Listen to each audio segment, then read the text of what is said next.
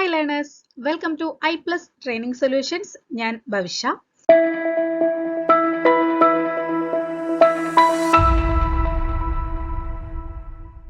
അപ്പോൾ HSI social സയൻസിന്റെ notification ഒക്കെ ഏപ്രിൽ 30 വന്നു കഴിഞ്ഞിരിക്കുകയാണ് അല്ലേ. അപ്പോൾ നമ്മളെ കുറച്ചൊക്കെ ഒന്ന് ടെൻഷൻ ആക്കിയിട്ടുണ്ടായിരുന്നു. നോട്ടിഫിക്കേഷൻ ലേറ്റ് ആവുന്നതുകൊണ്ട് കുറേ പേർക്കൊക്കെ ടെൻഷൻ ആയിട്ടുണ്ടാവും. എന്തായാലും നോട്ടിഫിക്കേഷൻ വരും എന്നുള്ളത് നമുക്ക് ഉറപ്പാണ്. പക്ഷേ എന്ന് എപ്പോൾ എന്നുള്ള കാര്യത്തിലൊക്കെ കുറച്ച് നമ്മളതിനൊന്ന് ടെൻഷൻ അടിപ്പിച്ചു അല്ലേ, മറ്റു നോട്ടിഫിക്കേഷൻസിന്റെ കൂടെ വരാത്ത കാരണം.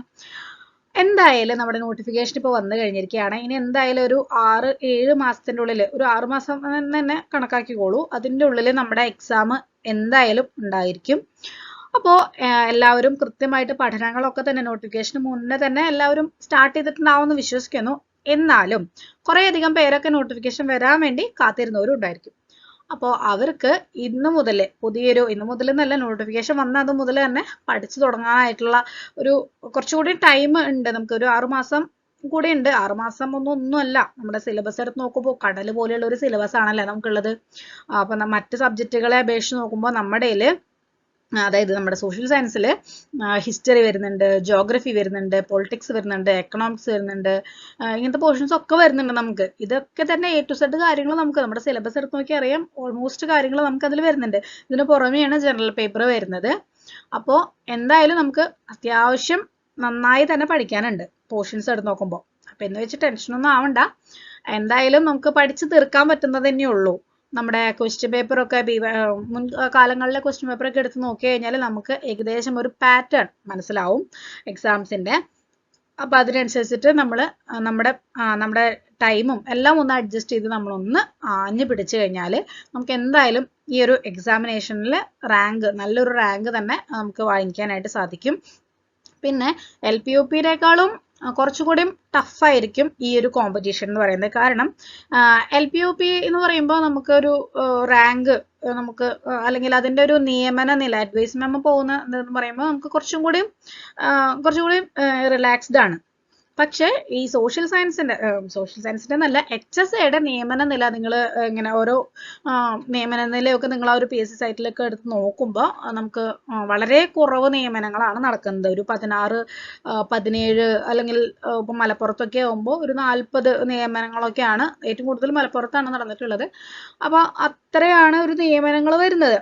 അപ്പോൾ ആ ഒരു റാങ്കിൽ എത്തിയാൽ മാത്രമേ നമുക്ക് ജോലി ഉറപ്പിക്കാനായിട്ട്, എന്തായാലും ഒരു 20-ൽ താഴെയുള്ള റാങ്കിൽ എത്തിയാൽ മാത്രമേ നമ്മളൊരു സേഫ് സോൺ ആണ് എന്ന് പറയാനായിട്ട് സാധിക്കുള്ളൂ. അപ്പം അതിനുവേണ്ടി നമ്മൾ കൃത്യമായിട്ട് നല്ല ചിട്ടയായിട്ട് തന്നെ പഠിക്കണം അല്ലേ. നമുക്കറിയാം നമ്മുടെ ഒരു ഡിഗ്രി കോഴ്സ് നമ്മൾ കഴിഞ്ഞിട്ടുള്ളതാണ്. അതൊക്കെ അത്യാവശ്യം നല്ല മാർക്കോട് കൂടി തന്നെ നമ്മൾ പാസ്സായിട്ടുള്ളതാണ്. അത് കഴിഞ്ഞ് B.Ed 2 വർഷത്തെ B.Ed പഠിച്ചവരാണ്. 2 വർഷത്തെയോ അല്ലെങ്കിൽ കുറച്ചുകൂടി മുന്നേ കാലത്തൊക്കെ ആണെങ്കിൽ 1 വർഷത്തെ B.Ed ഉണ്ടാവുള്ളൂ. അപ്പോൾ അതും അത്യാവശ്യം മാർക്കോട് കൂടി കഷ്ടപ്പെട്ട് പഠിച്ച് നമ്മൾ നേടിയതാണ്. അതിന് പുറമെയാണ് CATET എന്നുള്ള എലിജിബിലിറ്റി എക്സാം നമ്മൾ എഴുതുന്നത്. ആ ഒരു CATET 3 എന്ന എലിജിബിലിറ്റി എക്സാമും കൂടി നമ്മൾ ക്ലിയർ ചെയ്തിട്ടുണ്ട്. ചിലർ സെറ്റ് ക്ലിയർ ചെയ്തിട്ടുള്ളവരുണ്ടായിരിക്കും. അതുപോലെ MPhil കഴിഞ്ഞവരുണ്ടായിരിക്കും. പിന്നെ നെറ്റ് JRF നേടിയവർ വരെ നമ്മുടെ ഈ ഒരു കോമ്പറ്റീഷനിൽ വരുന്നുണ്ട് അല്ലേ. അപ്പോൾ ഈ HSI എന്നുള്ള ഒരു കടമ്പ നമുക്ക് കടക്കണം. നമ്മൾ ഇത്രയും കടമ്പകളൊക്കെ ചാടിക്കടന്ന് വന്നിട്ടുള്ളവരാണ്, സക്സസ് ആയി വന്നിട്ടുള്ളവരാണ്. അപ്പോൾ നമ്മൾ ഈ ഒരു കടമ്പ കൂടി നമ്മൾ കടക്കുകയാണെന്നുണ്ടെങ്കിൽ നമുക്ക് നല്ല ഒരു പേ സ്കെയിലാണ് നമുക്ക് പ്രൊവൈഡ് ചെയ്യുന്നത് അല്ലേ. ആ ഒരു സാലറിയോട് കൂടിയിട്ട് നല്ല രീതിക്ക് തന്നെ നമുക്ക് നല്ല ഒരു ജോലി വാങ്ങി അന്തസ്സായിട്ട് നമുക്ക് ജീവിക്കാൻ വേണ്ടി സാധിക്കും അല്ലേ. അപ്പോൾ മറ്റ് ജോലികളെ അപേക്ഷിച്ച് ടീച്ചിങ്ങിനുള്ള ഒരു പ്രത്യേകത എന്താണെന്ന് വെച്ച് കഴിഞ്ഞാൽ, പ്രത്യേകിച്ച് സ്ത്രീകൾക്ക് ഏറ്റവും ഫലവത്തായിട്ടുള്ള ഒരു ജോബ് എന്ന് തന്നെ നമുക്ക് പറയാം. മറ്റ് ജോലികളൊന്നും സ്ത്രീകൾക്ക് പറ്റില്ല എന്നല്ല കേട്ടോ ഞാൻ പറഞ്ഞത്. കാരണം കുറച്ചും കൂടിയും ഹോം സിക്നെസ് ഉള്ളവർക്കൊക്കെ അതായത് നമുക്ക് കുറച്ച് ലേറ്റ് ആയിട്ടൊക്കെ പോയാൽ മതി. അതായത് ഇപ്പോൾ സ്കൂളിൻ്റെ ടൈം എന്ന് പറയുമ്പോൾ ഒരു 9:30 ഓക്കെ അല്ല. അപ്പോൾ ഒരു 9 മണിയൊക്കെ ആകുമ്പോൾ സ്കൂളിൽ എത്തിയാൽ മതിയായിരിക്കും. പിന്നെ നമുക്ക് 4 മണിക്ക് സ്കൂൾ വിട്ട് കഴിഞ്ഞാൽ നമുക്ക് പിള്ളേരോട് നമുക്ക് വീട്ടിലേക്ക് വരാം അല്ലേ. അപ്പോൾ അത് കുറച്ചുകൂടി എനിക്കൊക്കെ അങ്ങനത്തെ ഭയങ്കര താല്പര്യമാണ്. പക്ഷേ അതല്ലാതെ ഫുൾ ടൈം വർക്ക് ചെയ്യണ വിമൻ ഉണ്ട് കേട്ടോ. സ്ത്രീകൾക്ക് എല്ലാ ജോലിയും സാധിക്കും. ഞാൻ പറഞ്ഞത് കുറച്ചുകൂടി കംഫർട്ട് പേഴ്സണലി എനിക്ക് ഫീൽ ചെയ്യുന്നത് ഈ ഒരു ടീച്ചിങ് ജോബ് ആണെന്നാണ് ഞാൻ പറഞ്ഞത്. പിന്നെ നമുക്ക് ശനി ഞായറൊക്കെ മുടക്കാണ്. പിന്നെ 2 മാസം വെക്കേഷൻ നമുക്ക് കിട്ടും. അപ്പോൾ ഓൾമോസ്റ്റ് സുഖകരമായിട്ടുള്ള ഒരു ജോലി തന്നെയാണ് ടീച്ചിങ് എന്ന് പറയുന്നത്. പിന്നെ പിള്ളേരായിട്ട് നമുക്ക് സൂപ്പറായിട്ട് എൻഗേജ്ഡ് ആവാം അല്ലേ? അതും നല്ലൊരു കാര്യമല്ലേ, നമുക്ക് കുറെ കുട്ടികളായിട്ട് എൻഗേജ്ഡ് ആവുക എന്നുള്ളത്. അപ്പൊ അതുകൊണ്ട് തന്നെ എല്ലാവരും നല്ല കൃത്യമായിട്ട് ചിട്ടയോട് കൂടിയിട്ട് പഠിക്കുകയാണെന്നുണ്ടെങ്കിൽ ഈ ഒരു എക്സാമോട് കൂടിയിട്ട് നമുക്ക് നല്ലൊരു സേഫ് ആയിട്ടുള്ള ഒരു ജോലിയിലേക്ക് പ്രവേശിക്കാവുന്നതാണ്. അപ്പോൾ നമുക്ക് ഈ HSAയുടെ പ്രീവിയസ് ക്വസ്റ്റ്യൻ പേപ്പർ ഡിസ്കഷൻ ആണ് ഞാൻ ഇന്ന് ചെയ്യാനായിട്ട് തുടങ്ങുന്നത്. ഈ ഒരു ഒറ്റ വീഡിയോയിൽ ഈ ഒരു ക്ലാസ് ഞാൻ കംപ്ലീറ്റ് ചെയ്യുന്നില്ല. ഞാൻ കുറച്ച് ക്വസ്റ്റ്യൻസ് 10 ക്വസ്റ്റ്യൻസ് ആണ് ഇന്നത്തെ ഈ ഒരു സെക്ഷനിൽ എടുത്തിട്ടുള്ളത്. ഇതിന്റെ കണ്ടിന്യൂവേഷൻ ആയിട്ട് നമ്മളിങ്ങനെ പാർട്ടായിട്ട് വീഡിയോ ക്ലാസ്സുകൾ നമ്മൾ ചെയ്യുന്നതായിരിക്കും. അപ്പൊ എന്തായാലും നമുക്ക് നോക്കാം. HSA സോഷ്യൽ സയൻസിന്റെ 2022 നടന്നിട്ടുള്ള എക്സാമിനേഷന്റെ ഏറ്റവും റീസെന്റ് നടന്നിട്ടുള്ള എക്സാമിനേഷന്റെ ക്വസ്റ്റ്യൻ പേപ്പർ ആണ് ഞാൻ ഇവിടെ എടുത്തിട്ടുള്ളത്. അതിൽ ജനറൽ പേപ്പറിന്റെ ഡിസ്കഷൻ ഓൾറെഡി നമ്മുടെ ആപ്പിൽ i+ന്റെ ആപ്പിൽ ഉണ്ട്. സബ്ജക്ട് പേപ്പറിന്റെ സോഷ്യൽ സയൻസിന്റെ ക്വസ്റ്റ്യൻ പേപ്പർ ഡിസ്കഷൻ ആണ് ഞാൻ ചെയ്യുന്നത്. HSA സോഷ്യൽ സയൻസിന്റെ ജോഗ്രഫി ക്ലാസ്സുകൾ ഡീൽ ചെയ്യുന്നതും ഞാൻ തന്നെയാണ്. എല്ലാവർക്കും once again welcome to i+ training solutions. Okay, അപ്പൊ 2022 നടന്നിട്ടുള്ള HSA സോഷ്യൽ സയൻസ് മലയാളം മീഡിയത്തിലത്തെ ക്വസ്റ്റ്യൻ പേപ്പർ ആണ് ഞാൻ എടുത്തിട്ടുള്ളത്. ഞാൻ നേരത്തെ പറഞ്ഞു. അതിലത്തെ ആദ്യത്തെ ചോദ്യം, അതായത് സോഷ്യൽ സയൻസ് എന്നുള്ള ഒരു സെക്ഷനിലെ ആദ്യത്തെ ചോദ്യമാണ് ഞാനിവിടെ എടുത്തിട്ടുള്ളത്. ജനറൽ പേപ്പറിൽ മുതലാണ് നമ്മുടെ ക്വസ്റ്റ്യൻ പേപ്പറിൽ ചോദ്യങ്ങൾ തുടങ്ങുന്നത്. 1 മുതൽ 20 വരെയുള്ള ക്വസ്റ്റ്യൻസ് ജനറൽ പേപ്പറിലാണ് വരുന്നത്. അത് ഇംഗ്ലീഷിലാണ് വരുന്നത്. നമുക്ക് നമ്മുടെ സോഷ്യൽ സയൻസ് സബ്ജക്ട് പേപ്പറിന് നമുക്ക് ക്വസ്റ്റ്യൻ വരുന്നത് മലയാളത്തിലാണ് കേട്ടോ. അപ്പൊ 21ാമത്തെ ചോദ്യമായിട്ടാണ് ഈ ഒരു ചോദ്യം വരുന്നത്. ഞാനിവിടെ ഒരു ഓർഡർ കറക്റ്റ് ആവാൻ വേണ്ടിയിട്ട് 1 എന്ന് കൊടുത്തു എന്ന് മാത്രം. ചോദ്യ നമ്പർ 1 എന്ന് ചോദ്യത്തിലേക്ക് പോവാം. താഴെ കൊടുത്തിട്ടുള്ള പ്രസ്താവനകളിൽ തോമസ് കാർലെയുമായി ബന്ധപ്പെട്ട പ്രസ്താവന ഏത് എന്നാണ് ചോദിച്ചിട്ടുള്ളത്. അപ്പോൾ കുറച്ച് പ്രസ്താവനകൾ കൊടുത്തിട്ടുണ്ട്. അതായത് ഓരോ ഹിസ്റ്റോറിയൻസ് ഹിസ്റ്ററിയുടെ ക്വോട്ട്സ് പ്രൊവൈഡ് ചെയ്തിട്ടുണ്ടല്ലോ, അല്ലെങ്കിൽ ഡെഫിനീഷൻസ് ആയിട്ടൊക്കെ അവർ പ്രൊവൈഡ് ചെയ്തിട്ടുണ്ടല്ലോ. അത്തരത്തിലുള്ള ഒരു കോട്ടാണ് ഇവിടെ കൊടുത്തിട്ടുള്ളത്. ഇതിൽ തോമസ് കാർലെയുമായി ബന്ധപ്പെട്ട പ്രസ്താവന ഏത് എന്നാണ് ചോദിച്ചിട്ടുള്ളത്. 4 ഓപ്ഷൻസ് ABC എന്നിങ്ങനെയാണ് നൽകിയിട്ടുള്ളത്. ചരിത്രം മനുഷ്യരെ ബുദ്ധിമാന്മാരാക്കുന്നു. B, ലോകചരിത്രം മഹാന്മാരുടെ ജീവചരിത്രം തന്നെയാണ്. C, ചരിത്രം വർത്തമാനവും ഭൂതകാലവും തമ്മിലുള്ള സംവാദമാണ്. D, ചരിത്രം അവസാനിക്കാത്ത വർഗസമരത്തിന്റെ കഥയാണ്. എന്നിങ്ങനെയാണ് 4 ഓപ്ഷൻസ് നമുക്ക് നൽകിയിട്ടുള്ളത്. അപ്പോൾ ഇതിൽ പ്രകാരം നമുക്ക് ഏറ്റവും ആപ്റ്റ് ആയിട്ടുള്ളത് ഏതാണ് തോമസ് കാർലെ ആയിട്ട് ബന്ധപ്പെട്ടിട്ടുള്ളത് എന്നാണ് നമ്മളോട് ചോദിച്ചിട്ടുള്ളത്. അപ്പോൾ എന്തായാലും നിങ്ങളൊന്ന് ആലോചിച്ചു നോക്കൂ. നെക്സ്റ്റ് സ്ലൈഡിൽ നമുക്ക് ഇതിന്റെ ആൻസർ കാണാം. ഓക്കെ, അപ്പൊ നമ്മുടെ ആൻസർ വരുന്നത് ഓപ്ഷൻ B ആണ്. ലോകചരിത്രം മഹാന്മാരുടെ ജീവചരിത്രം തന്നെയാണ് എന്ന് പ്രസ്താവിച്ചിട്ടുള്ളത് തോമസ് കാർലെ ആണ്. അപ്പോൾ അദ്ദേഹമായിട്ട് ബന്ധപ്പെട്ടിട്ടുള്ള പ്രസ്താവന എന്ന് പറയുന്നത് ഓപ്ഷൻ B ആണ്. അപ്പോൾ നമുക്ക് മറ്റു ഓപ്ഷൻസിൽ കൂടി ഒന്ന് നോക്കാം. ആദ്യത്തേത് ചരിത്രം മനുഷ്യരെ ബുദ്ധിമാന്മാരാക്കുന്നു. അതാണ് ഒന്നാമത്തെ കൊടുത്തിട്ടുള്ള പ്രസ്താവന. ഓപ്ഷൻ A ആയിട്ട് കൊടുത്തിട്ടുള്ള പ്രസ്താവന എന്ന് പറയുന്നത്. ചരിത്രം മനുഷ്യരെ ബുദ്ധിമാന്മാരാക്കുന്നു എന്ന് പ്രസ്താവിച്ചിട്ടുള്ളത് ഫ്രാൻസിസ് ബേക്കൺ ആണ്. ആരാണ്? ഫ്രാൻസിസ് ബേക്കൺ ആണ് ചരിത്രം മനുഷ്യനെ ബുദ്ധിമാന്മാരാക്കുന്നു എന്ന് പ്രസ്താവിച്ചിട്ടുള്ളത്. History as the discipline which makes men wise എന്നാണ് അദ്ദേഹം ഡിഫൈൻ ചെയ്തിട്ടുള്ളത്. ഹിസ്റ്ററിനെ അദ്ദേഹം ഡിഫൈൻ ചെയ്തിട്ടുള്ളത് അങ്ങനെയാണ്. അത് നമുക്ക് മലയാളത്തിലേക്ക് ആക്കി മാറ്റുമ്പോൾ ഇങ്ങനെയും പറയാം, ചരിത്രം മനുഷ്യരെ ബുദ്ധിമാന്മാരാക്കുന്നു എന്ന്. ഇനി ഓപ്ഷൻ B നമ്മൾ പറഞ്ഞു, അതായത് തോമസ് കാർലെയുമായി ബന്ധപ്പെട്ടുള്ള പ്രസ്താവനയാണ് എന്ന് നമ്മൾ പറഞ്ഞു. അടുത്തത് ചരിത്രം വർത്തമാനവും ഭൂതകാലവും തമ്മിലുള്ള സംവാദമാണ്. ഒരു ഹിസ്റ്ററി സ്റ്റുഡന്റ് എന്നുള്ള ലെവലിൽ നോക്കുമ്പോൾ എല്ലാവർക്കും അറിഞ്ഞിരിക്കേണ്ട അല്ലെങ്കിൽ എല്ലാവരും അറിയുന്ന ഒരു ഡെഫിനേഷൻ ആണ് ഈ ഡെഫിനേഷൻ അല്ലെ. അതായത് ചരിത്രം വർത്തമാനവും ഭൂതകാലവും തമ്മിലുള്ള സംവാദമാണ് എന്നുള്ളത് ആരാണ് പറഞ്ഞിട്ടുള്ളത്? EH കാർ പറഞ്ഞിട്ടുള്ള ഒരു ഡെഫിനേഷൻ ആണത്. History is the unending dialogue between present and past എന്നുള്ളത്. അപ്പോൾ EH കാറിന്റെ ഒരു ഡെഫിനേഷൻ ആണ്. അതായത് ഒരിക്കലും നിലയ്ക്കാത്ത സംവാദമാണ് എന്നാണ് ശരിക്കും അതിന്റെ ട്രാൻസ്ലേഷൻ. നമ്മൾ ഓപ്ഷനിൽ അങ്ങനെ കൊടുത്തിട്ടില്ല. എന്നാലും ചരിത്രം വർത്തമാനവും ഭൂതകാലം തമ്മിലുള്ള സംവാദമാണ് എന്നാണ് കൊടുത്തിട്ടുള്ളത്. അത് EH കാറുമായിട്ട് ബന്ധപ്പെട്ടിട്ടുള്ള പ്രസ്താവനയാണ്. ഓക്കെ, അദ്ദേഹത്തിന്റെ ബുക്കിന്റെ പേര് എന്തായിരുന്നു? വാട്ട് ഈസ് ഹിസ്റ്ററി എന്നുള്ളതാണ് EH കാറിന്റെ ബുക്കിന്റെ പേര്. ഇനി അടുത്തത് ചരിത്രം അവസാനിക്കാത്ത വർഗ സമരത്തിന്റെ കഥയാണ്. അപ്പോൾ ഒരു കമ്മ്യൂണിസ്റ്റ് ആശയം അതിലൂടെ നമുക്ക് ഇങ്ങനെ കാണാൻ പറ്റും. അപ്പോൾ ചരിത്രം അവസാനിക്കാത്ത വർഗ സമരത്തിന്റെ കഥയാണ് എന്ന് പറഞ്ഞിട്ടുള്ളത് ആരാണ്? കാൾ മാർക്സ് ആണ് അങ്ങനെ പറഞ്ഞിട്ടുള്ളത്. അപ്പോൾ ഈ 4 ഓപ്ഷൻസും അത് തന്നിട്ടുള്ള അല്ലെങ്കിൽ അത് പ്രസ്താവിച്ചിട്ടുള്ള വ്യക്തികളെയും കുറിച്ചിട്ടാണ് നമ്മൾ പറഞ്ഞത്. അതായത് ആരാണ് അതൊക്കെ പറഞ്ഞിട്ടുള്ളത് എന്നുള്ളത് നമ്മൾ പറഞ്ഞു. അപ്പോൾ എന്തായാലും ഈ ഒരു ചോദ്യം എല്ലാവർക്കും കൃത്യമായിട്ട് മനസ്സിലായിട്ടുണ്ടാവും എന്ന് വിശ്വസിക്കുന്നു. നമുക്ക് അടുത്ത ചോദ്യത്തിലേക്ക് പോവാം. അടുത്ത ചോദ്യം, താഴെ കൊടുത്തിട്ടുള്ളവയിൽ ഈജിപ്ഷ്യൻ നാഗരികതയുടെ വളർച്ചയ്ക്ക് അനുയോജ്യമായിരുന്ന ഘടകം അല്ലെങ്കിൽ ഘടകങ്ങൾ ഏത് എന്നാണ് ചോദിച്ചിട്ടുള്ളത്. ഫലഭൂയിഷ്ഠമായ നദീതടം, നൈൽ നദീതടം, സമുദ്രങ്ങളാലും മരുഭൂമികളാലും ചുറ്റപ്പെട്ടതിനാലുള്ള പ്രകൃതിദത്തമായ സുരക്ഷ, സമത്വ സങ്കല്പത്തിൽ അധിഷ്ഠിതമായ സമൂഹം, ജനാധിപത്യ രീതിയിൽ അധിഷ്ഠിതമായ ഭരണകൂടം എന്നിങ്ങനെയാണ് നമുക്ക് നൽകിയിട്ടുള്ള പോയിന്റ്സ് എന്ന് പറയുന്നത്. ഈ പോയിന്റ്സിനോട് അസോസിയേറ്റ് ചെയ്യുന്ന കോഡുകളാണ് നമുക്ക് ഓപ്ഷൻസ് ആയിട്ട് നൽകിയിട്ടുള്ളത്. അതായത് 1 മാത്രം, 1, 2 എന്നിവ, 1, 2, 3 എന്നിവ, 1, 2, 3, 4 എന്നിവ. അങ്ങനെയാണ് നമുക്ക് നൽകിയിട്ടുള്ള ഓപ്ഷൻസ് എന്ന് പറയുന്നത്. എന്തായാലും ചോദ്യം കൃത്യമായിട്ട് വായിച്ചു നോക്കിയിട്ട് നിങ്ങൾക്ക് മനസ്സിലാവുന്ന അല്ലെങ്കിൽ നിങ്ങൾക്ക് ഏറ്റവും ആപ്റ്റ് ആയിട്ട് തോന്നുന്ന ഒരു ഓപ്ഷൻ ഒന്ന് സെലക്ട് ചെയ്ത് വെച്ചോളൂ. നമുക്ക് ഇതിന്റെ ആൻസർ അടുത്ത സ്ലൈഡിൽ കാണാവുന്നതാണ്. നമ്മുടെ ആൻസർ വന്നിട്ടുള്ളത് ഓപ്ഷൻ ബി ആണ്. അതായത് തന്നിട്ടുള്ള സ്റ്റേറ്റ്മെന്റ്സിൽ 1, 2 എന്നിവയാണ് ഈജിപ്ഷ്യൻ നാഗരികതയുടെ വളർച്ചയ്ക്ക് അനുയോജ്യമായിട്ടുള്ള ഘടകങ്ങൾ എന്ന് പറയുന്നത്. നമുക്ക് നോക്കാം ഏതൊക്കെയാണ് ആ സ്റ്റേറ്റ്മെന്റ് എന്നുള്ളത്. ഫലഭൂയിഷ്ഠമായ നൈൽ നദീതടം, അതാണ് ഒന്നാമത്തെ സ്റ്റേറ്റ്മെന്റ്, ശരിയായിട്ടുള്ള ഒന്നാമത്തെ സ്റ്റേറ്റ്മെന്റ് എന്ന് പറയുന്നത്. നമുക്കറിയാം ഈജിപ്തിനെ നൈലിന്റെ വരദാനം എന്നാണ് വിശേഷിപ്പിക്കാറുള്ളത് അല്ലെ.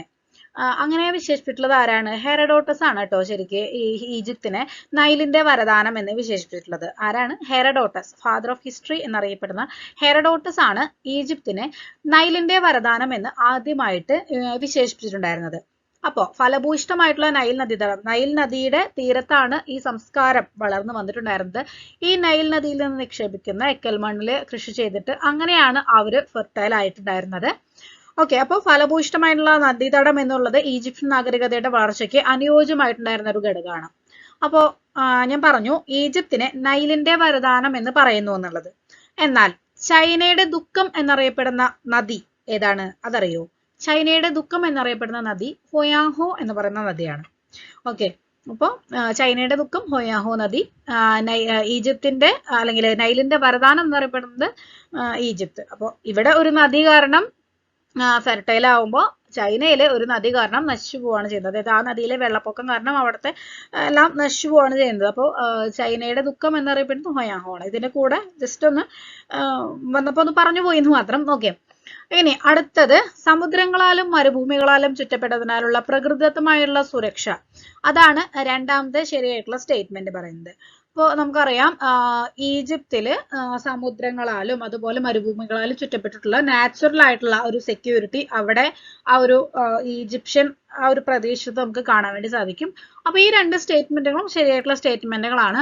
ഇനി മൂന്നാമത്തെ സ്റ്റേറ്റ്മെന്റ് എന്താ തെറ്റിപ്പോയിട്ടുള്ളത് എന്നുള്ളത് നമുക്ക് നോക്കാം. അതായത് എന്തുകൊണ്ടാണ് ഈജിപ്ഷ്യൻ നാഗരികതയുടെ വളർച്ചയ്ക്ക് അനുയോജ്യമല്ലാത്തത് എന്ന് നമുക്ക് നോക്കാം. മൂന്നാമത്തെ സ്റ്റേറ്റ്മെന്റ് എന്താണ്? സമത്വ സങ്കല്പത്തിൽ അധിഷ്ഠിതമായിട്ടുള്ള സമൂഹം. അത് തെറ്റാണല്ലേ. കാരണം എന്താ? ഈജിപ്തില് ഈക്വാലിറ്റി ഉണ്ടായിരുന്നോ? ഇല്ല. കാരണം അവിടുത്തെ അവിടുത്തെ ഭരണം എന്ന് പറയുന്നത് രാജഭരണമായിരുന്നു. അപ്പോ രാജഭരണം എന്ന് പറയുമ്പോൾ എന്താണ്? ഒരു വിഭാഗം ജനങ്ങള് അത്രയും നല്ല ഹൈ സ്റ്റാറ്റസ് എൻജോയ് ചെയ്യുമ്പോൾ സാധാരണക്കാരായിട്ടുള്ള ജനങ്ങളും അതുപോലെ അതിനും ലോവർ ലെവലിലുള്ള പണിക്കാര് എന്നുള്ള ലെവലിലുള്ള ജനങ്ങളും ഉണ്ടായിരുന്നു. അപ്പോൾ അതൊരിക്കലും ഒരു സമത്വപരമായിട്ടുണ്ടായിരുന്ന അല്ലെങ്കിൽ സമത്വ സങ്കല്പത്തിൽ അധിഷ്ഠിതമായിട്ടുണ്ടായിരുന്ന സമൂഹമായിരുന്നില്ല നമ്മുടെ ഈജിപ്ഷ്യൻ നാഗരികത എന്ന് പറയുന്നത് അല്ലെ. നമുക്കറിയാം ധാരാളം ഫറവോമാരുണ്ടായിരുന്നു അല്ലെ. ഫറവോമാരുടെ ഒക്കെ ജീവിതം എന്ന് പറയുമ്പോൾ അത്രയും കുറച്ച് അവരുടെ ഒരു മമ്മീസ് ഒക്കെ കിട്ടുമ്പോൾ തന്നെ നമുക്ക് അതൊന്ന് മനസ്സിലാക്കാം.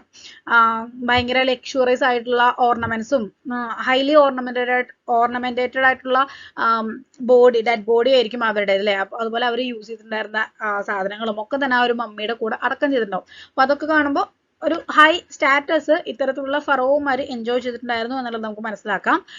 സാധാരണക്കാർക്ക് അത്തരത്തിലുള്ള സ്റ്റാറ്റസ് ഒന്നും തന്നെ ഉണ്ടായിരുന്നില്ല എന്നും നമുക്ക് മനസ്സിലാക്കാം. അപ്പോൾ ഒരു സോഷ്യൽ സ്ട്രാറ്റിഫിക്കേഷൻ എന്ന് വേണമെങ്കിൽ നമുക്ക് പറയാം. അപ്പോൾ സോഷ്യലി 2-3 തരം കമ്മ്യൂണിറ്റികൾ ഈ ഒരു ഈജിപ്ഷ്യൻ നാഗരികതയിൽ ഉണ്ടായിരുന്നു. സോ സമത്വ സങ്കല്പത്തിൽ അധിഷ്ഠിതമായിട്ടുള്ള ഒരു സമൂഹമായിരുന്നില്ല നമ്മുടെ ഈജിപ്ഷ്യൻ നാഗരികത. അടുത്തത് ജനാധിപത്യ രീതിയിൽ അധിഷ്ഠിതമായിട്ടുള്ള ഭരണകൂടം എന്ന് പറഞ്ഞിട്ടുണ്ട്. അതും തെറ്റാണ് അല്ലേ? ഒരിക്കലും ജനാധിപത്യ രീതിയിൽ അധിഷ്ഠിതമായിട്ടുള്ള ഭരണകൂടം ആയിരുന്നില്ല. അവിടെ രാജഭരണമായിരുന്നു ഉണ്ടായിരുന്നത്. ഹെറിഡിറ്ററി ആയിട്ടുണ്ടായിരുന്ന രാജഭരണമായിരുന്നു ഈജിപ്തിൽ നിലനിന്നിട്ടുണ്ടായിരുന്നത്. ഈജിപ്തിലെ ആദ്യത്തെ അല്ലെങ്കിൽ ഈജിപ്തിലെ പ്രധാനപ്പെട്ട ഒരു ഭരണാധികാരിയാണ് തൂത്തൻഖാമൻ എന്ന് പറയുന്നത്. അതുപോലെ ഈജിപ്തിലെ ആദ്യത്തെ വനിതാ ഭരണാധികാരിയാണ് ഹാത്ത് സൂത്ത് എന്ന് പറയുന്ന ഭരണാധികാരി. ഹാത്ത് സൂത്ത്, നല്ല പ്രാസമുള്ള പേരല്ലേ, ഹാത്ത് സൂത്ത്. 3 താ വരുന്നുണ്ട്. അപ്പൊ ആ പേരൊന്ന് ഓർമ്മയിൽ വെക്കുക. ഹാത്ത് സൂത്ത് ആണ് ഈജിപ്തിലെ ആദ്യത്തെ വനിതാ ഭരണാധികാരി. ദെൻ അപ്പൊ അതുകൊണ്ട് തന്നെ ജനാധിപത്യ രീതിയിൽ അധിഷ്ഠിതമായിട്ടുള്ള ഒരു ഭരണകൂടം ആയിരുന്നില്ല ഈജിപ്തില് ഉണ്ടായിരുന്നത്. പിന്നെ ഞാൻ പറഞ്ഞല്ലോ, ഈജിപ്തിലെ ആദ്യത്തെ വനിതാ ഭരണാധികാരിയാണ് ഹാത്ത് സൂത്ത് എന്ന്. ഈജിപ്തിലെ മാത്രമല്ല, ലോകത്തിലെ തന്നെ ആദ്യത്തെ വനിതാ ഭരണാധികാരി എന്നറിയപ്പെടുന്നതും ഹാത്ത് സൂത്ത് ആണ്. ഓക്കെ, അപ്പൊ ഈ ഒരു ചോദ്യവും ഇതിന്റെ എക്സ്പ്ലനേഷനും നിങ്ങൾക്ക് മനസ്സിലായിട്ടുണ്ടാവും എന്ന് വിശ്വസിക്കുന്നു. നമുക്ക് അടുത്ത ചോദ്യം നോക്കാം. അടുത്ത ചോദ്യം, മോഹൻജദാരോ എന്ന ഹാരപ്പൻ നാഗരികതയിലെ നഗരം ഇന്ന് സ്ഥിതി ചെയ്യുന്നത് എവിടെ? അപ്പൊ മോഹൻജദാരോ ഹാരപ്പൻ സിവിലൈസേഷന്റെ ഭാഗമായിട്ടുള്ള ഒരു സൈറ്റ് ആണ്. ഹരപ്പ, മോഹൻജദാരോ, കാളിബംഗൻ, ലോത്താൽ, അങ്ങനെ നിരവധി സൈറ്റുകൾ ഹരപ്പൻ സിവിലൈസേഷന്റെ ഭാഗമായിട്ടുണ്ട്. ഓരോന്നിനും ഓരോ പ്രത്യേകതകളും ഉണ്ട് അല്ലെ. അപ്പോൾ ഈ മോഹൻജദാരോ എന്ന ഹരപ്പൻ നാഗരികതയിലെ നഗരം ഇന്ന് സ്ഥിതി ചെയ്യുന്നത് എവിടെ എന്നാണ് ചോദിച്ചിട്ടുള്ളത്. ഗുജറാത്തിലെ കച്ച് ജില്ലയിൽ, പാകിസ്ഥാനിലെ ബലൂചിസ്ഥാനിലെ ഷെറാനി ജില്ലയിൽ, പാകിസ്ഥാനിലെ സിന്ധ് പ്രവിശ്യയിലെ ലാർഖാന ജില്ലയിൽ, പഞ്ചാബിലെ ലുധിയാന ജില്ലയിൽ എന്നിങ്ങനെയാണ് 4 ഓപ്ഷൻസ് നമുക്ക് നൽകിയിട്ടുള്ളത്. നോക്കാം.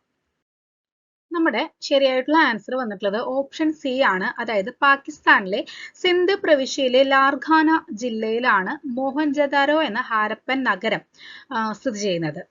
ഓക്കെ, അപ്പോൾ സിന്ധ് പ്രവിശ്യയിലെ, പാകിസ്ഥാനിലാണ് ലൊക്കേറ്റ് ചെയ്തത്, നമ്മുടെ ഇന്ത്യയിലല്ല, പാകിസ്ഥാനിലാണ്. പാകിസ്ഥാനിലെ സിന്ധ് എന്ന പ്രവിശ്യയിലെ ലാർഖാന ഡിസ്ട്രിക്റ്റിലാണ് മോഹൻജദാരോ ലൊക്കേറ്റ് ചെയ്യുന്നത്. മോഹൻജദാരോനെ കുറിച്ച് പറയുകയാണെന്നുണ്ടെങ്കിൽ ഹാരപ്പൻ സിവിലൈസേഷനിലെ ഏറ്റവും വലിയ സൈറ്റ് എന്ന് പറയുന്നത് മോഹൻജദാരോ ആണ്. 1922 RD ബാനർജിയുടെ നേതൃത്വത്തിലുള്ള സൈന്യമാണ്, അല്ലെങ്കിൽ സൈന്യം എന്ന് പറയുന്നത് അദ്ദേഹത്തിനോടൊപ്പമുള്ളവര്. ഓക്കെ, അദ്ദേഹത്തിന്റെ നേതൃത്വത്തിലാണ് ഈ മോഹൻജദാരോയിലെ എക്സ്കവേഷൻസ് നടന്നിട്ടുണ്ടായിരുന്നത്. 1922 RD ബാനർജിയുടെ നേതൃത്വത്തിലാണ് മോഹൻജദാരോയിലെ എക്സ്കവേഷൻസ് നടന്നിട്ടുള്ളത്. മോഹൻജദാരോനെ കുറിച്ചിട്ട് മറ്റ് അഡീഷണൽ ഡീറ്റെയിൽസ് പറയുമ്പോൾ നമ്മൾ പറഞ്ഞു, ഏറ്റവും വലിയ ഇൻഡസ് സൈറ്റ് അല്ലെങ്കിൽ ഹാരപ്പൻ സൈറ്റ് എന്നറിയപ്പെടുന്നത് മോഹൻജദാരോ ആണ്.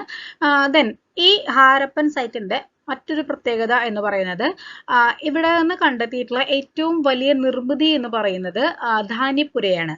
ഗ്രേറ്റ് ഗ്രാനറിയാണ് ഇവിടെ കണ്ടെത്തിയിട്ടുള്ള വെച്ചിട്ട് ഏറ്റവും വലിയ നിർമ്മിതി എന്ന് പറയുന്നത്. പിന്നെ മഹാസ്നാനഘട്ടം അഥവാ ഗ്രേറ്റ് ബാത്ത് കണ്ടെത്തിയിട്ടുള്ളത് മോഹൻജദാരോയിലാണ്. ഈ മോഹൻജദാരോ എന്നുള്ള വേർഡിന്റെ, സിന്ധിലാണ് ഈ ഒരു വേർഡ് ഉള്ളത്, ഈ ഒരു വേർഡിന്റെ മീനിങ് വരുന്നത് മരിച്ചവരുടെ കുന്ന് എന്നുള്ളതാണ്. അപ്പൊ എന്താണ് മീനിങ് വരുന്നത്? മരിച്ചവരുടെ കുന്ന് എന്നാണ് മോഹൻജദാരോയുടെ വേർഡ് മീനിങ് വരുന്നത്. അപ്പൊ എന്തൊക്കെ കാര്യങ്ങൾ പറഞ്ഞു? മോഹൻജദാരോ പാകിസ്ഥാനിലെ സിന്ധ് പ്രവിശ്യയിലെ ലാർഖാന ജില്ലയിലാണെന്നുള്ളത് പറഞ്ഞു. മരിച്ചവരുടെ കുന്ന് എന്നാണ് മോഹൻജദാരോ എന്ന വാക്കിന്റെ അർത്ഥം എന്ന് പറഞ്ഞു. RD ബാനർജി 1922 മോഹൻജദാരോ എക്സ്കവേറ്റ് ചെയ്തത് എന്ന് പറഞ്ഞു. പിന്നെ ധാന്യപ്പുരയാണ് ഇവിടെ കണ്ടെത്തിയിൽ വെച്ചിട്ട് ഏറ്റവും വലിയ നിർമ്മിതി എന്ന് നമ്മൾ പറഞ്ഞു. പിന്നെ അടുത്ത പോയിന്റ് എന്ന് പറയുന്നത്, ഇവിടെ നിന്നാണ് ബ്രോൺസ്, വെങ്കലത്തിൽ നിർമ്മിച്ചിട്ടുള്ള നൃത്തം ചെയ്യുന്ന പെൺകുട്ടിയുടെ പ്രതിമ കണ്ടെത്തിയിട്ടുള്ളത്. അതുപോലെ ഒരു താടിക്കാരന്റെ പ്രതിമ, അതായത് priest king, statue of priest king എന്നറിയപ്പെടുന്ന താടിയുള്ള, നിങ്ങൾ ഫോട്ടോസിലൊക്കെ കണ്ടിട്ടുണ്ടാവുമായിരിക്കും, താടിയുള്ള ഒരു പുരോഹിതന്റെ പ്രതിമ, ഒരു സ്റ്റാച്ചു കണ്ടെത്തിയിട്ടുള്ളത് മോഹൻജദാരോയിൽ നിന്നാണ്. പിന്നെ ലോകത്തിൽ ആദ്യമായിട്ട് അഴുക്കുചാൽ സമ്പ്രദായം ആരംഭിച്ചിട്ടുള്ളതും ഈ ഒരു മോഹൻജദാരോയിലാണ്. പിന്നെ ഈ ഒരു ഓപ്ഷൻസിൽ നിന്ന് മറ്റൊരു കാര്യം കൂടി ഞാൻ പറയാം. ഗുജറാത്തിലെ കച്ച് ജില്ലയിലുള്ള ഹാരപ്പൻ സൈറ്റ് എന്ന് പറയുന്നത് ധോളവിരയാണ്, ഗുജറാത്തിലെ കച്ച് ജില്ലയിൽ. പിന്നെ പാകിസ്ഥാനിലെ ബലൂചിസ്ഥാനിലുള്ള ഒരു ഹാരപ്പൻ സൈറ്റ് എന്ന് പറയുന്നത് സുത്കാജെന്തോർ ആണ്. അത് ഷെരാനി ജില്ലയിലല്ല കേട്ടോ, പക്ഷേ പാകിസ്ഥാനിലെ ബലൂചിസ്ഥാനിലാണ്, മക്രാൻ കോസ്റ്റിന്റെ ഒരു തീരത്തൊക്കെ ആയിട്ട് ആണ് ലൊക്കേറ്റ് ചെയ്യുന്നത് സുത്കാജെന്തോർ എന്ന് പറയുന്ന സൈറ്റ്. ഓക്കെ, ഡോറിക് ശില്പകലയുടെ ഉത്തമ ഉദാഹരണമായ ഒരു നിർമ്മിതി. ഡോറിക് ശില്പകലയുടെ ഉദാഹരണം ഏതാണെന്നാണ് ചോദിച്ചിട്ടുള്ളത്. അതിന് ഉദാഹരണമായിട്ടുള്ള ഒരു കൺസ്ട്രക്ഷൻ ഏതാണെന്നാണ് ചോദിച്ചിട്ടുള്ളത്. ഫ്രാൻസിലെ മൈസൻ ക്യാമി, മെസപ്പൊട്ടോമിയയിലെ സിഗുറാത്ത്, റോമിലെ കൊളോസിയം, ഗ്രീസിലെ പാർത്തിനോൺ എന്നിങ്ങനെയാണ് 4 ഓപ്ഷൻസ് നമുക്ക് നൽകിയിട്ടുള്ളത്. അപ്പോൾ നമുക്ക് അതിന്റെ ആൻസർ ഒന്ന് കണ്ടാലോ. നമ്മുടെ ശരിയായിട്ടുള്ള ആൻസർ വന്നിട്ടുള്ളത് ഓപ്ഷൻ ഡി, ഗ്രീസിലെ പാർത്തിനോൺ ആണ്. അപ്പോൾ ഡോറിക് ശില്പകലയെ കുറിച്ച് പറയുമ്പോൾ ഗ്രീസില് ഉയർന്നു വന്നിട്ടുള്ള ഒരു, അതായത് പുരാതന ഗ്രീസിൽ ഉയർന്നു വന്നിട്ടുണ്ടായിരുന്ന ഒരു ആർക്കിടെക്ചർ സ്റ്റൈലാണ് ഡോറിക് സ്റ്റൈൽ എന്ന് പറയുന്നത്. ഗ്രീക്കില്, ആൻഷ്യന്റ് ഗ്രീസില് 3 തരത്തിലുള്ള ആർക്കിടെക്ചറൽ സ്റ്റൈലാണ് ഉള്ളത്. അതിലൊന്ന്, ആദ്യത്തേതും ഏറ്റവും പുരാതനമായിട്ടുള്ളതുമാണ് ഡോറിക് ശില്പകല എന്ന് പറയുന്നത്. ദെൻ അത് കഴിഞ്ഞിട്ട് വന്നിട്ടുള്ളത് അയോണിക് ശില്പകലയാണ്. ദെൻ അത് കഴിഞ്ഞിട്ട് കോറിന്ത്യൻ എന്ന് പറഞ്ഞ ഒരു സ്റ്റൈലാണ്. അപ്പൊ ഡോറിക്, അയോണിയൻ, കോറിന്ത് എന്നിങ്ങനെയാണ് 3 ആർക്കിടെക്ചറൽ സ്റ്റൈൽസ് ഗ്രീക്കിൽ ഉള്ളത്. ഇതില് ഏറ്റവും പഴയതും അതുപോലെ ഏറ്റവും സിമ്പിൾ ആയിട്ടുള്ള, ലളിതമായിട്ടുള്ള ശില്പകലയാണ് ഡോറിക് ശില്പകല എന്ന് പറയുന്നത്. ഏകദേശം BC 7ാം നൂറ്റാണ്ടിന്റെ ലാസ്റ്റ് ഒക്കെ ആയിട്ടാണ് ഡോറിക് ശില്പകല ഗ്രീക്കിൽ എമേർജ് ചെയ്യുന്നത്. ഇതിന്റെ പ്രത്യേകത എന്ന് പറഞ്ഞു കഴിഞ്ഞാൽ നല്ല ഹൈറ്റിൽ ഇങ്ങനെ പോയിട്ട് അതിന്റെ പിക്ചേഴ്സ് നിങ്ങൾക്ക് റെഫർ ചെയ്ത് ഗൂഗിളിൽ നമുക്ക് കാണാനായിട്ട് സാധിക്കും. അപ്പൊ അതാണ് ഡോറിക് ശില്പകല. ഗ്രീസിലാണ് ഇതിന്റെ ഒറിജിൻ. അപ്പൊ അതുകൊണ്ട് തന്നെ ഗ്രീസിലെ പാർത്തിനോൺ ആണ് ഇതിന്റെ ഈ തന്നിട്ടുള്ളതിൽ ഉത്തമ ഉദാഹരണമായിട്ട് നമ്മൾ പറയുന്നത്. ഓക്കെ, അപ്പോൾ ഡോറിക് ശില്പകല ഗ്രീസുമായിട്ട് ബന്ധപ്പെട്ടുള്ളതാണെന്ന് അറിയുന്ന ഒരാൾക്ക് ഈ ഒരു ആൻസർ കൃത്യമായിട്ട് മനസ്സിലാക്കാനായിട്ട് സാധിക്കും. ഗ്രീസിലെ പാർത്തിനോൺ. ഓക്കെ, 6ാമത്തെ ചോദ്യം. താഴെ കൊടുത്തിട്ടുള്ളവയിൽ ഗ്രീക്ക് ചിന്തകന്മാരുടെ കാലഗണന അനുസൃതമായിട്ടുള്ള ക്രമം ഏത് എന്നാണ് ചോദിച്ചിട്ടുള്ളത്. അപ്പോൾ അതായത് ക്രൊണോളജിക്കലി അവരെ ആ ഗ്രീക്ക് തിങ്കേഴ്സിനെ അറേഞ്ച് ചെയ്യാനാണ് പറഞ്ഞിട്ടുള്ളത്. ഓപ്ഷൻ എ നോക്കൂ, Aristotle, Socrates, Plato. Option B, Plato, Socrates, Aristotle. Option C, Socrates, Aristotle, Plato. Option D, Socrates, Plato, Aristotle. നമ്മുടെ ശരിയായിട്ടുള്ള ആൻസർ വന്നിട്ടുള്ളത് ഓപ്ഷൻ ഡി ആണ്. അതായത് സോക്രട്ടീസ്, പ്ലാറ്റോ, അരിസ്റ്റോട്ടിൽ എന്നിങ്ങനെയാണ് ആ ഒരു ഓർഡർ, ഗ്രീക്ക് തിങ്കേഴ്സിന്റെ ഒരു ഓർഡർ വരുന്നത്. സോക്രട്ടീസിന്റെ ശിഷ്യനാണ് പ്ലാറ്റോ, അദ്ദേഹത്തിന്റെ ശിഷ്യനാണ് അരിസ്റ്റോട്ടിൽ, അദ്ദേഹത്തിന്റെ ശിഷ്യനാണ് മാസിഡോണിയൻ ചക്രവർത്തിയായിട്ടുണ്ടായിരുന്ന അലക്സാണ്ടർ ദി ഗ്രേറ്റ് കേട്ടോ. സോക്രട്ടീസിനെ കുറിച്ച് പറയുകയാണെന്നുണ്ടെങ്കിൽ ഒരു കൃതി പോലും എഴുതാതെ പ്രസിദ്ധനായിട്ടുള്ള ഗ്രീക്ക് തിങ്കറാണ് സോക്രട്ടീസ്. ഇദ്ദേഹം നൽകിയിട്ടുള്ള ഒരു പ്രശസ്തമായിട്ടുള്ള സംഭാവന എന്ന് പറയുന്നത് ചോദ്യരീതിയാണ്. സോക്രട്ടീസ് മെത്തേഡ് എന്നാണ് അത് അറിയപ്പെടുന്നത്. വിദ്യാഭ്യാസ മേഖലയ്ക്ക് സോക്രട്ടീസ് നൽകിയിട്ടുള്ള ഒരു സംഭാവനയാണ് ചോദ്യരീതി അഥവാ സോക്രട്ടീസ് മെത്തേഡ് എന്നറിയപ്പെടുന്നത്. ഇദ്ദേഹത്തിന് വിഷം നൽകിയാണ് കേട്ടോ കൊല്ലുന്നത്. ഹാംലുക്ക് എന്ന വിഷം നൽകിയാണ് സോക്രട്ടീസിനെ കൊല്ലുന്നത്. ഈ ഗുരുവിനെ, അതായത് ഞാൻ നേരത്തെ പറഞ്ഞല്ലോ, പ്ലാറ്റോ എന്ന് പറയുന്നത് സോക്രട്ടീസിന്റെ ശിഷ്യനാണ്. ഈ പ്ലാറ്റോ ആണ് സോക്രട്ടീസിന് വിഷം നൽകിയത്. അതായത് ഗുരുവിന് വിഷം നൽകാൻ വിധിക്കപ്പെട്ട സോക്രട്ടീസിന്റെ ശിഷ്യൻ എന്നറിയപ്പെടുന്നത് പ്ലാറ്റോ ആണ്. ഇതൊന്നും ചോദിച്ചിട്ടില്ല, എന്നാലും അതിനോട് റിലേറ്റ് ചെയ്തിട്ട് ഞാൻ പറഞ്ഞു എന്ന് മാത്രം, ഇൻ കേസ് വന്നാലോ. ഇനി നമുക്ക് പ്ലാറ്റോനെ കുറിച്ചിട്ട് പറയാം. പ്ലാറ്റോന്റെ ഒറിജിനൽ പേര് വരുന്നത് അരിസ്റ്റോക്ലിസ് എന്നാണ്. റിപ്പബ്ലിക്, സിംബോസിയം ഇതൊക്കെയാണ് പ്ലാറ്റോന്റെ പ്രസിദ്ധമായിട്ടുള്ള വർക്കുകൾ എന്ന് പറയുന്നത്. ഏതൊക്കെയാണ്? റിപ്പബ്ലിക്, അതുപോലെ സിംബോസിയം. ഇദ്ദേഹം നിർമ്മിച്ചിട്ടുള്ള ഒരു അക്കാദമി, അല്ലെങ്കിൽ ഇദ്ദേഹം നിർമ്മിച്ചിട്ടുള്ള ഒരു ഇൻസ്റ്റിറ്റ്യൂഷനാണ് അക്കാദമി എന്ന പേരിൽ അറിയപ്പെടുന്നത്. ഈ അക്കാദമിയിലെ അക്കാദമിയിലെ സ്റ്റുഡന്റ് ആയിരുന്നു അരിസ്റ്റോട്ടിൽ. ഈ അരിസ്റ്റോട്ടിൽ സ്ഥാപിച്ചിട്ടുള്ള വിദ്യാലയമാണ് ലൈസിയം എന്ന പേരിൽ അറിയപ്പെടുന്നത്. അപ്പോൾ പ്ലാറ്റോന്റെ വിദ്യാലയം അറിയപ്പെടുന്ന പേര് അക്കാദമി എന്ന പേരിലും അരിസ്റ്റോട്ടിലിന്റെ വിദ്യാലയം അറിയപ്പെടുന്ന പേര് ലൈസിയം എന്നതുമാണ്. ഈ അരിസ്റ്റോട്ടിലിന്റെ ശിഷ്യനാണ് മാസിഡോണിയൻ ചക്രവർത്തിയായിട്ടുണ്ടായിരുന്ന അലക്സാണ്ടർ. 7ാമത്തെ ചോദ്യം. താഴെ കൊടുത്തിട്ടുള്ളവയിൽ അഗ്രിക്കോള എന്ന നവോത്ഥാന ചിന്തകനുമായി ബന്ധപ്പെട്ട പ്രസ്താവന ഏത്? തന്നിട്ടുള്ള 4 സ്റ്റേറ്റ്മെന്റ്സിൽ അഗ്രിക്കോള എന്ന റിനൈസൻസ് തിങ്കറുമായിട്ട് ബന്ധപ്പെട്ടിട്ടുള്ള പ്രസ്താവന കണ്ടെത്താനാണ് പറഞ്ഞിരിക്കുന്നത്. പ്രശസ്ത ഇറ്റാലിയൻ നവോത്ഥാന കലാകാരൻ, ഫിദൽബർഡ് സർവകലാശാലയിലെ പൗരാണിക സാഹിത്യ അധ്യാപകൻ, ഫ്ലോറൻസിലെയും നേപ്പിൾസിലെയും ചിന്തകരെ ഉത്തേജിപ്പിച്ച ലാറ്റിൻ ജ്ഞാനി, ഇംഗ്ലണ്ടിലെ നവോത്ഥാന കാലത്ത് സെന്റ് പോൾസ് ഗ്രാമർ സ്കൂൾ സ്ഥാപിച്ച വ്യക്തി എന്നിങ്ങനെയാണ് 4 ഓപ്ഷൻസ് നമുക്ക് നൽകിയിട്ടുള്ളത്. അപ്പോൾ ഇതിൽ തന്നിട്ടുള്ളതിൽ ഏതാണ് ശരിയായിട്ടുള്ള ആൻസർ എന്ന് നമുക്ക് നോക്കാം. നമ്മുടെ ശരിയായിട്ടുള്ള ആൻസർ വന്നിട്ടുള്ളത് ഓപ്ഷൻ ബി ആണ്. അതായത് ഫിദൽബർഗ് സർവകലാശാലയിലെ പൗരാണിക സാഹിത്യ അധ്യാപകൻ എന്നുള്ളതാണ് ശരിയായിട്ടുള്ള ആൻസർ വന്നിട്ടുള്ളത്. അപ്പോൾ ഇദ്ദേഹത്തിനെ കുറിച്ചിട്ട് മറ്റു ഡീറ്റെയിൽസ് നോക്കുകയാണെന്നുണ്ടെങ്കിൽ അഗ്രിക്കോള, അദ്ദേഹത്തിന്റെ മുഴുവൻ പേര് വരുന്നത് റുഡോൾഫസ് അഗ്രിക്കോള എന്നാണ്. ഇദ്ദേഹം ഒരു ഹ്യൂമനിസ്റ്റ് ആണ്, മെയിൻലി ഒരു ഹ്യൂമനിസ്റ്റ് ആണ്. അതുപോലെ തന്നെ ഒരു റിനൈസൻസ് തിങ്കർ, നവോത്ഥാന ചിന്തകനും ആയിരുന്നു. ലാറ്റിൻ ഭാഷയിലും അതുപോലെ ഗ്രീക്ക് ഭാഷയിലും ഗ്രീക്ക് സാഹിത്യത്തിലും ഒക്കെ പ്രാവീണ്യം ഉണ്ടായിരുന്ന ഒരു വ്യക്തിയായിരുന്നു ഇദ്ദേഹം. നേരത്തെ പറഞ്ഞ പോലെ തന്നെ ഫിദൽബർഡ് സർവകലാശാലയിലെ പൗരാണിക സാഹിത്യ അധ്യാപകനായിട്ട് പ്രവർത്തിച്ചിട്ടുണ്ടായിരുന്ന വ്യക്തി കൂടിയായിരുന്നു ഇദ്ദേഹം, അഗ്രിക്കോള. മറ്റു ഓപ്ഷൻസിലേക്ക് നോക്കുമ്പോൾ അത് മറ്റ് വ്യക്തികളുമായിട്ട്, അഗ്രിക്കോള അല്ലാതെ മറ്റ് വ്യക്തികളുമായിട്ട് ബന്ധപ്പെട്ടുള്ള കാര്യങ്ങളാണ് അതിൽ പറയുന്നത്. ഓപ്ഷൻ എ പറയുന്നത് പ്രശസ്തനായിട്ടുള്ള ഇറ്റാലിയൻ നവോത്ഥാന കലാകാരൻ എന്ന് പറയുന്നത്, പ്രശസ്തനായിട്ടുള്ള ഇറ്റാലിയൻ നവോത്ഥാന കലാകാരൻ എന്ന് പറയുന്നത് ലിയനാർഡോ ഡാവിഞ്ചി, അതുപോലെ മൈക്കൽ ആഞ്ചലോ ആവാം. അപ്പൊ ഇത്തരത്തിലുള്ള കലാകാരന്മാരെ ആയിരിക്കും അതിൽ പറഞ്ഞിട്ടുണ്ടായിരിക്കുക. പിന്നെ സെന്റ് പോൾസ് സ്കൂൾ സ്ഥാപിച്ചിട്ടുള്ളത് ജോൺ കോലറ്റ് എന്ന് പറയുന്ന ഒരു വ്യക്തിയാണ്. ജോൺ കോലറ്റ്, അല്ലാതെ അഗ്രിക്കോള അല്ല. ഓക്കെ, അപ്പോ ഈ ഒരു ക്വസ്റ്റ്യന്റെ ആൻസറും ക്ലിയർ ആയിട്ടുണ്ടാവും വിശ്വസിക്കുന്നു. നമുക്ക് 8ാമത്തെ ചോദ്യം നോക്കാം.